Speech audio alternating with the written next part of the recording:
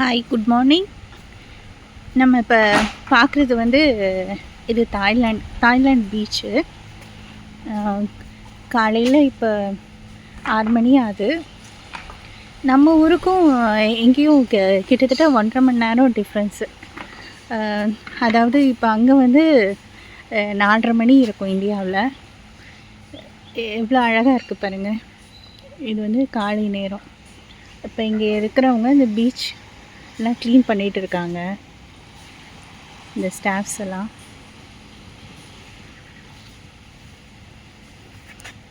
இந்த வேளையில் இது ரொம்ப அமைதியாக, ரொம்ப ப்ளசண்ட்டாக இருக்குது. இன்னும் நேரம் ஆக ஆக இங்கே மக்கள் நிறைய வர தொடங்குவாங்க.